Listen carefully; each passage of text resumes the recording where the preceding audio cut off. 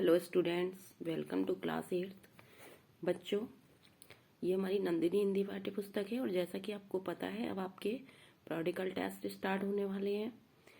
तो आज हम इस अपनी जो नंदिनी हिंदी पाठ्य पुस्तक है इसमें से कौन कौन से चैप्टर आएंगे आज हम आप उसका रिवीजन करेंगे। ओके बेटा, तो सभी बच्चे अपनी बुक ओपन करेंगे। बेटा, आपकी जो हिंदी नंदिनी पाठ्य पुस्तक है इसमें चैप्टर 11, 12 और 13 आपके एग्जाम में आ रहे हैं। तो चलिए हम 11 चैप्टर का पहले रिवीजन करते हैं। चैप्टर 11 में कविता है उठो धरा के अमर सपूतो। इस कविता का मैंने आपको अर्थ समझा दिया था और इसके जो लेखक हैं वो हैं द्वारिका प्रसाद माहेश्वरी। ठीक है, कवि द्वारिका प्रसाद माहेश्वरी द्वारा ये लिखी गई है। ये देखिए, ये है इसके शब्दार्थ। ये शब्दार्थ आपको याद करने हैं अच्छी तरीके से, ताकि कोई एग्जाम में अगर इसमें से कोई भी शब्द आ गया तो आप उसका अर्थ अच्छी तरीके से लिख सको। उसके बाद हमारी ये प्रश्न उत्तर है। प्रश्न उत्तर सभी बच्चों ने अपनी नोटबुक में किए हुए हैं, तो अपनी नोटबुक में से आप सभी बच्चे अपने प्रश्न उत्तर याद करेंगे। कविता की पंक्तियां पूरी कीजिए। इस तरीके का भी आपका क्वेश्चन आ सकता है और आपको कविता भी अच्छी तरीके से याद होनी चाहिए। सही उत्तर पर सही का चिन्ह लगाइए। ये देखिए, सब में इसमें लगे हुए हैं चिन्ह। ये मैंने आपको इस क्लास में वर्क करवा दिया था, तो आपको इस तरीके क्वेश्चन भी याद करने हैं। जो भी बुक में एक्सरसाइज है, अभ्यास कार्य है, वो सारा आपको याद करना है।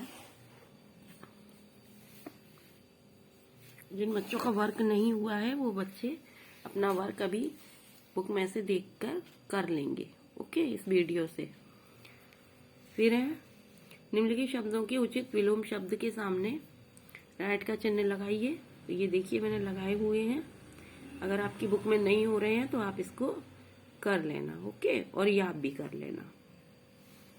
फिर है मैचिंग, सही मिलान कीजिए। और कुछ शब्द हैं और ये इनकी इस तरीके से मैचिंग हो रही है।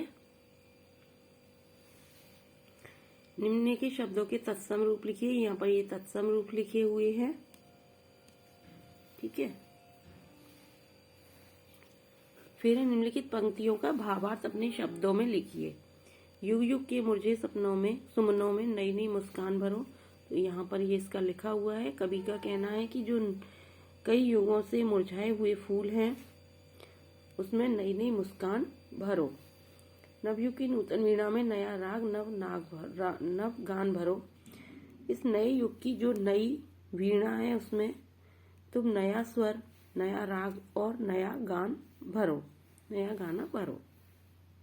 उसके बाद आपके ये प्रश्न उत्तर है, जो इनके उत्तर मैंने आपकी अभ्यास पुस्तिका में लिखा दिए हैं नोटबुक में, तो आप उसमें से इनको अच्छी तरीके से याद करेंगे। फिर है हमारा पाठ 12, भारत की सांस्कृतिक एकता। तो बेटा आप इस चैप्टर को एक बार से फिर से पढ़ लेंगे। ठीक है, पूरा चैप्टर आपको पढ़ना पड़ेगा, इसलिए आपके जो भी डाउट है वो क्लियर हो जाएंगे इसमें से। क्योंकि एक बार तो हमने क्लास में पढ़ लिया, पाठ समझ लिया, लेकिन एक बार आप इसको, जो हमारा कोई भी टेस्ट है या एग्जाम है, तो हमें एक बार दोबारा उसकी रीडिंग कर लेनी चाहिए। ठीक है, इसके भी शब्दार्थ हैं। ये शब्दार्थ आप अच्छे से याद करेंगे। फिर हमारे प्रश्न उत्तर है, ये मैंने आपको नोटबुक में करा दिए, तो आप उसमें से याद करेंगे। उसके बाद रिक्त स्थान है। रिक्त स्थान भी आपको करवा दिए थे कंप्लीट, तो आप इसको अच्छे से याद करेंगे। सही उत्तर पर सही का चिन्ह लगाइए। ये देखिए सब लगे हुए हैं, कौन सा उत्तर किसका सही है। फिर है विलोम शब्द। विलोम शब्द भी यहाँ लिखे हुए हैं। ठीक है,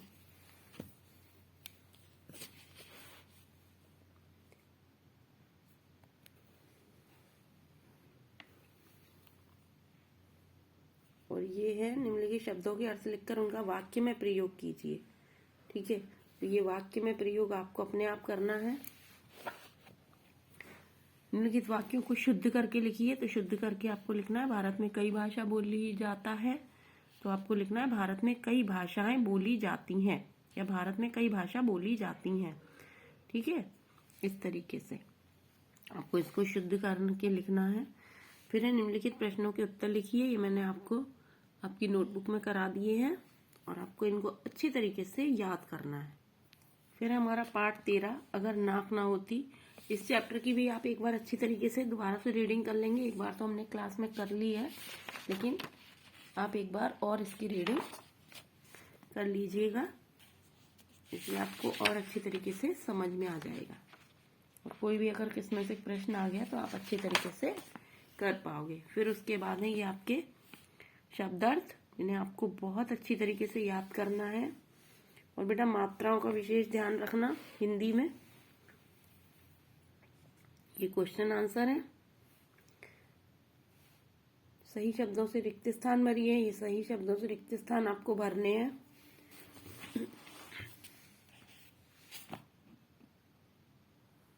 ठीक है, सही उत्तर पर सही का चिन्ह लगाइए। उसके बाद पर्यायवाची शब्द है। ये पर्यायवाची शब्द आपको लिखने हैं। संधि विच्छेद भी आ गए हैं इस चैप्टर में, तो इस तरीके से इसमें संधि विच्छेद करने हैं। और ये इसके प्रश्न उत्तर है। प्रश्न उत्तर आपको इसके करने हैं, याद करने हैं, बहुत अच्छी तरीके से याद करना है। सारी चीजें आपको सारे चैप्टर बहुत अच्छे से याद करने हैं और अपना जो एग्जाम है वो बहुत अच्छी तरीके से देना है। मात्राओं को आपका विशेष ध्यान रखना है। ओके,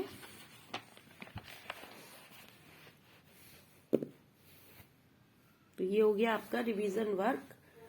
आपको तीनों चैप्टर 11, 12, 13 जो आपकी नंदिनी पाठ्य पुस्तक में से आएंगे, तीनों को बहुत अच्छी तरीके से, जो भी आपका बुक में वर्क है उसको भी याद करना है, नोटबुक में है वो भी याद करना है। ओके।